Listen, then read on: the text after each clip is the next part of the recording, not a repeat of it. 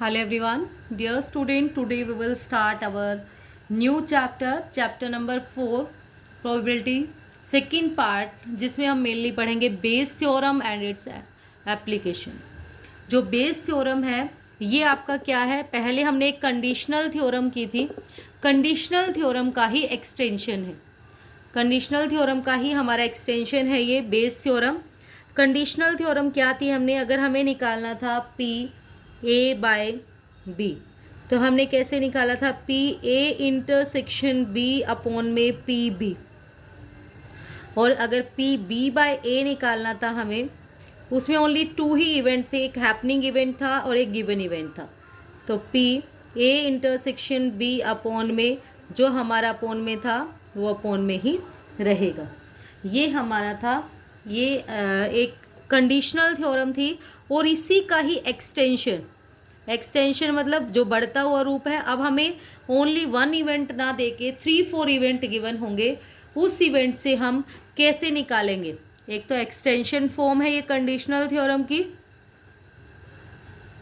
अगर हम बात करें इसका एग्जाम्पल लेते हैं, हम कैसे कर सकते हैं, कैसे होगा। अब मान लो उन्होंने हमें गिवन है कि हमारे पास 3 मशीन है एक फैक्ट्री में, जो 3 मशीन है उनकी प्रोबेबिलिटी गिवन है कि उनकी प्रोडक्शन की, जो वो प्रोड्यूस करते हैं, मैन्युफैक्चर करते हैं, उनकी प्रोबेबिलिटी। 3 मशीन को हमने एक को E1 मान लिया, एक को E2 मान लिया, एक को E3 मान लिया।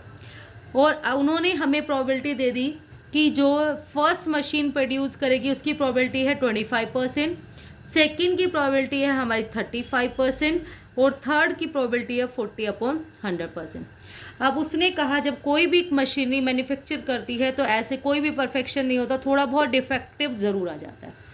उसने कहा कि एक कॉमन चीज़ बताई कि सब में से डिफेक्टिव आने की प्रोबेबिलिटी। अब डिफेक्टिव तो हमें नहीं पता क्या है, तो पहले हम क्या करेंगे, डिफेक्टिव पीस को लेट कर लेंगे। लेट कर लिया मैंने, ए जो है एक डिफेक्टिव पीस है, डिफेक्टिव प्रोडक्ट है हमारे पास।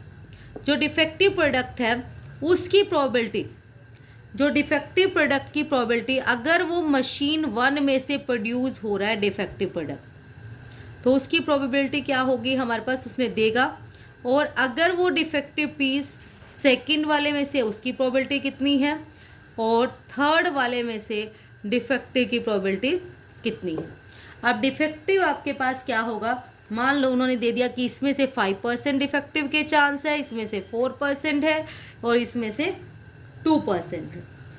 अब अगर उसने कहा प्रोबेबिलिटी बताइए हमें कि वो जो मैन्युफैक्चर हो रहा है वो मशीन ए से हो रहा है। अगर मैन्युफैक्चर हो रहा है मशीन ए से हो रहा है, मतलब फर्स्ट मशीन से हो रहा है, तो हमें क्या निकालना होगा। अगर वो कहे फर्स्ट मशीन से मैन्युफैक्चर हो रहा है, फर्स्ट मशीन की अगर हम मैन्युफैक्चरिंग दिखाएं तो उसका हमारा फॉर्मूला होगा पी, इसका रिवर्स हो जाएगा, इसका ध्यान रखना है। मीन्स हमें फाइंड आउट करना है E1 बाय ए। जो E1 बाय ए होगा वो कैसे फाइंड आउट करोगे आप, यहाँ आएगा आपके पास E1 into P A by E1 upon में टोटल प्रोबेबिलिटी। टोटल प्रोबेबिलिटी कैसे निकलेगी, अब जो टोटल प्रोबेबिलिटी है वो आपकी निकलेगी E1 P A by E1 upon में, देखो टोटल कैसे निकलेगा, टोटल कितनी मशीन है, 3 में से डिफेक्टिव भी जा रहे हैं। पहले फर्स्ट वाले को लिखो E1 into P A by E1 plus P E2 into P probability of A by E2 plus probability of E3 into probability of A by E3। इनको सॉल्व करके जब हमारा आंसर आएगा एक, तो तब हमारा आंसर आएगा। अगर वो कहता कि सेकंड मशीनरी से प्रोड्यूस हो रही हो, produce by the second machinery, तो सेकंड मशीनरी वाला लेंगे हम E2 A by E2, second का ही मशीनरी और सेकंड ही डिफेक्टिव, अपॉन में यही टोटल आएगा। अगर वो थर्ड कहे तो थर्ड वाला आएगा हमारे पास P E3 into P A by E3 और यहाँ पर अपॉन में टोटल प्रोबेबिलिटी। अब हम इसकी एक्सरसाइज करते हैं, एक्सरसाइज से आपको और ज़्यादा क्लियर हो जाएगा कि हमें कैसे इसको सॉल्व करना है। तो देखिए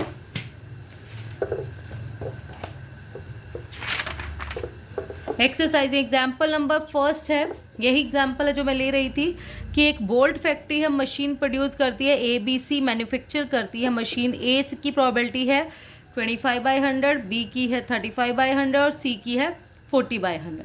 अब इन्होंने तीनों मशीनरी को ABC ना मान के इन्होंने E1, E2, E3 मान लिया। तो मर्जी है हम A1 ये भी रख सकते हैं और E1, E2, E3 माना तो E1 की प्रोबेबिलिटी होगी 25/100, E2 35/100, E3 की हो जाएगी 40/100। और उसमें से इतने डिफेक्टिव है, एक बोल्ट निकाला और वो जो बोल्ट पाया वो डिफेक्टिव ही मिला उनको, और जो मशीनरी प्रोड्यूस कर रही थी वो डिफेक्टिव प्रोडक्ट वो सी मशीन का है, मतलब थर्ड वाले का है।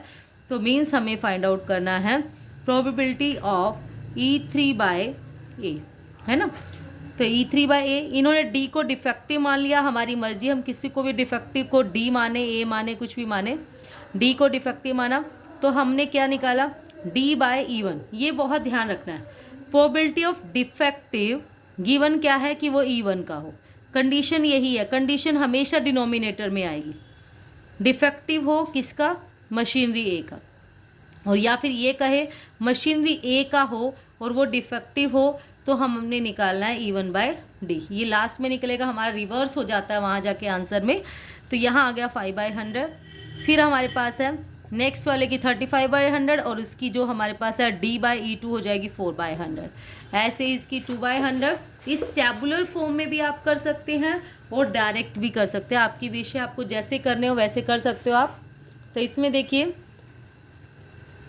इसमें हमारे पास आ गया D/E2, D/E3 और उसने कहा सी मशीन से प्रोड्यूस करें, मतलब E3/D हमें फाइंड आउट करना है। E3/D का मतलब क्या है, probability of E3 into P D/E3, upon में टोटल सबका E1 इंटू D/E1, ये रहा टोटल, फिर प्लस ये तीनों को प्लस करके इन्होंने क्या किया, पहले E1, E2, E3 लिख लिया, फिर D/E1, D/E2, D/D3, E3, फिर इनकी मल्टीप्लाई करके लिख लिया और फिर यहाँ पर सोल्व किया तो हमारा आंसर आ गया 23.18%।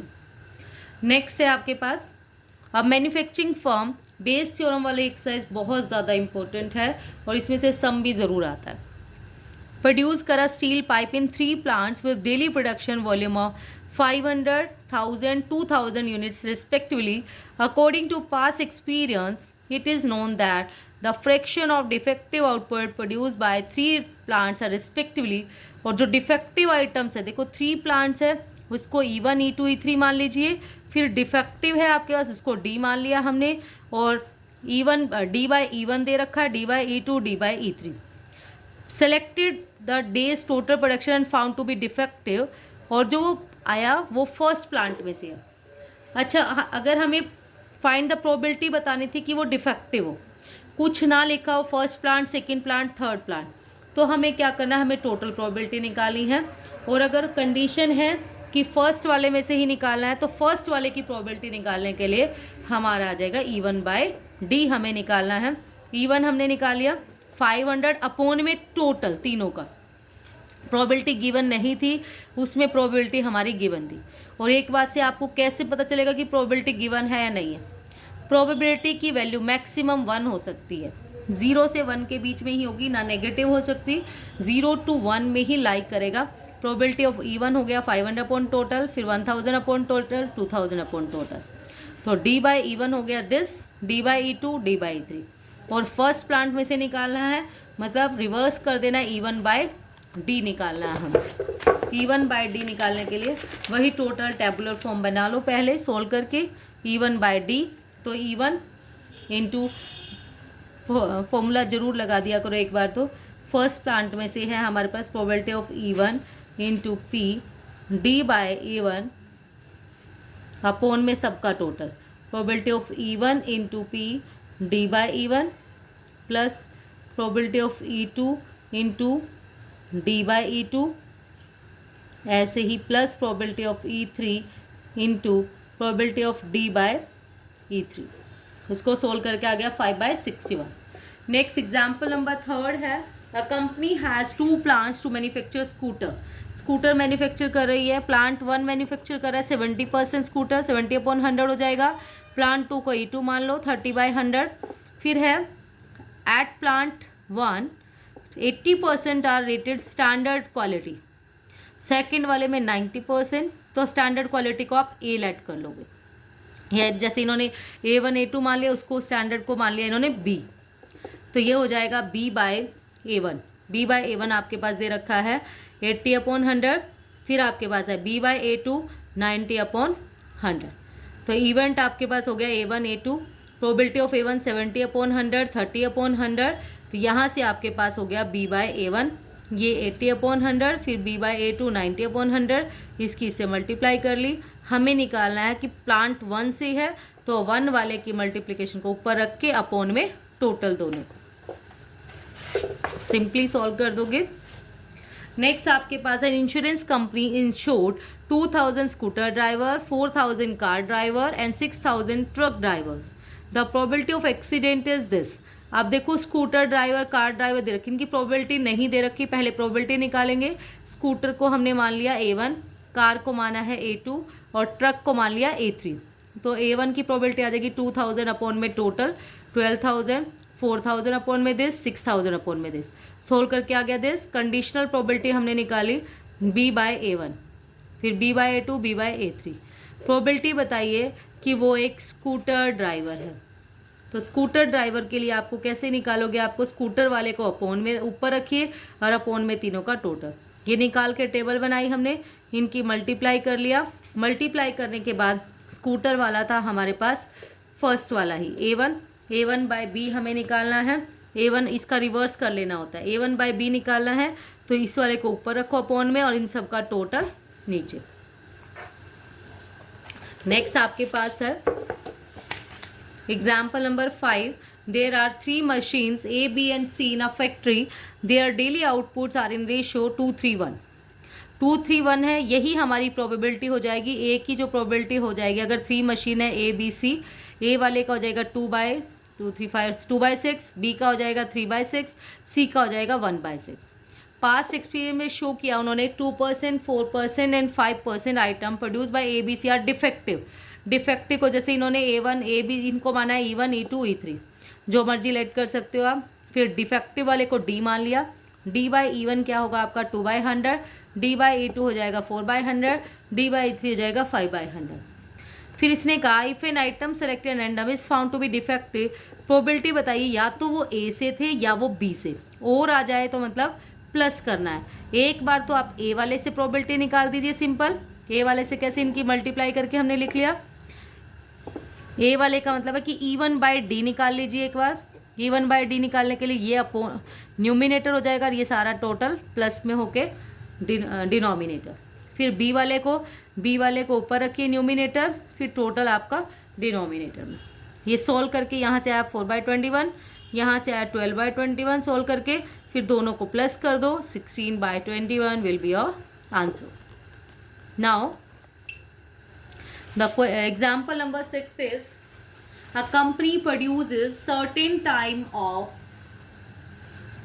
sophisticated item by 3 machine. The respective daily production figure are machine A 300 unit, machine B 450 unit, machine C 250 unit. Past experience show that the percentage of defective in 3 machine are, जो हमारे पास defective का है 1.2, 0.7 respectively for the machine A B and C. An item is drawn at random from day's production and is found to be defective. Probability बताइए that is not produced by C machine, कि वो C machine से produce नहीं हुआ है, मतलब या तो वो A से हुआ हो या B से हुआ हो, C से नहीं हुआ। तो इन्होंने E1 E2 E3 मान लिया सबका, पहले प्रोबेबिलिटी निकाल ली। फिर कंडीशनल प्रोबेबिलिटी भी गिवन थी, डिफेक्टिव को D माना, D/E1 D/E2 D/E3 tabular form में कर लिया। उसने कहा कि C से प्रोड्यूस ना हो, तो मतलब या तो वो A से हुआ है या B से हुआ है, तो इन दोनों की पहले E1 से निकाल लो, फिर E2 से निकालो, फिर दोनों को प्लस कर दो। E1 वाला निकालोगे तो ये अब न्यूमिनेटर, इन दोनों को प्लस करके, तीनों को प्लस करके डिनोमिनेटर। E2 वाला निकालोगे तो न्यूमिनेटर में, सबका टोटल डिनोमिनेटर में, फिर प्लस कर दोगे। नेक्स्ट है आपके पास example number 7। There are 2 urns. Urn 1 contains 1 white and 6 red ball. Urn 2 में है 4 white and 3 red ball. One of the urn is selected at random and a ball is drawn from it. उसमें से एक ball निकाली, found to be white, white मिली वो। देखो एक अर्न में आपके पास है, पहले वाले अर्न में है 1 वाइट और 6 रेड, दूसरे वाले में है 4 वाइट और 3 रेड। फिर एक बॉल निकाली, प्रोबेबिलिटी बताई कि वो फर्स्ट अर्न में से निकाली है और वो वाइट हो। तो वाइट वाले को हमने पहले तो हमने एक बैग ही चूज़ करना पड़ेगा कि कौन सा अर्न चूज़ करें, फिर वाइट बॉल चूज़ करेंगे। पहले 2 कंटेनर, एक अर्न 1 है और एक अर्न 2 है, तो प्रोबेबिलिटी हो जाएगी अर्न 1 की 1/2 1/2 दोनों की, A1 A2। फिर आपके पास है वाइट बॉल की, वाइट अपॉन A1, वाइट कितनी है 1/7, यहाँ से वाइट है 4/7। तो उसके बाद हमारे पास इसकी इससे मल्टीप्लाई, इसकी इससे मल्टीप्लाई, फिर हमने क्या किया, ये A1 bye white, white ball हमने निकाली कैसे, फर्स्ट वाले को ऊपर रखा, फर्स्ट अर्न में से है और दोनों को प्लस करके मल्टीप्लाई करके सॉल्व करके प्लस किया, तो हमारा आंसर आ गया 1/5। Next is ABC are 3 candidate for the post of director in a company. Their respective chance of selection are in the ratio 4:5:3. Probability that A, if selected, will introduce the internet trading company is 0.30. अगर A select हो जाता है, that A if selected will introduce जो internet trading company है वो है 0.3। Similarly probability B और C की दे रखी है 0.5 और 0.6। प्रोबेबिलिटी बताइए the company will introduce internet trading. अब इसने कुछ नहीं कहा, A करे, B करे, C करे, तो इट मीन्स क्या निकालनी है हमें, total probability. Also find that the director B, फिर इसने कहा B वाला डायरेक्टर करे, तो मतलब सेकेंड वाला। अब इन्होंने ABC को माना है A1 A2 A3, तो A1 हो जाएगा 4/12, 5/12, 3/12, और जो ये दे दिया हमने, इन्होंने इसको माना है E वाला इवेंट माना, इंट्रोड्यूसिंग कंपनी को, इंट्रोड्यूसिंग इंटरनेट ट्रेडिंग कंपनी को। तो E1/A जो होगा आपके पास वो हो गया E/A1 0.30, E/A2 दिस, E/A3 0.60। पहले में कुछ नहीं कहा तो टोटल प्रोबेबिलिटी आप फाइंड आउट करेंगे। इनकी इनसे मल्टीप्लाई कर दी, कुछ नहीं बोला इन्होंने, तो इनका तीनों का टोटल करके सॉल्व करके प्लस कर लो, आंसर आ जाएगा 11/24। फिर उसने कहा सेकेंड वाले से प्रोड्यूस हो, तो सेकंड वाले के लिए हम ये अपॉन न्यूमिनेटर हो जाएगा और इन सबको सॉल्विंग करके प्लस करके आपका denominator. Next is example number 9, बहुत इजी है बेस थ्योरम, लेकिन वेरी इंपॉर्टेंट भी है। In are railway reservation office 2 clerks are engage in checking reservation form. On an average the first clerk A1 checks 55% of the form, second वाला करता है remaining, तो 100% होता है, 100 में से 55 गया, 45 बच गया, 45% जो करता है वो A2। A1 has an error, error rate की जो प्रोबेबिलिटी है इसकी है 0.03, A2 की 0.02। Reservation form is selected at random from the total number of form check during a day and is found to be an error. Probability बताइए, it was check by A1 and A2 respectively, दोनों ने check किया हो, A1 ने भी और A2 ने भी, मतलब हमें दोनों ही फाइंड आउट करने हैं।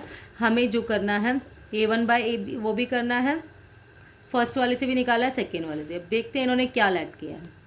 फर्स्ट वाले को इन्होंने B1 B2 मान लिया, A1 वाले को और B1 वाले को, तो B1 B2 है आपके पास, और एरर वाले को इन्होंने माना है A इवेंट एरर को माना है, तो A/B1 A/B2, तो दोनों को मल्टीप्लाई कर लीजिए आपस में, दोनों ही निकालना है कि A1 से वो एंड लिखा हुआ है, और लिखा हुआ तब निकाल के प्लस करना था, अब दोनों से निकालना है, तो एक बार B1/A निकालो, एक बार B2/A निकालो। तो सॉल्व किया, हमारे पास सिंपल आंसर आ गया सॉल्व करने के बाद। That's all about today, thank you so much dear students.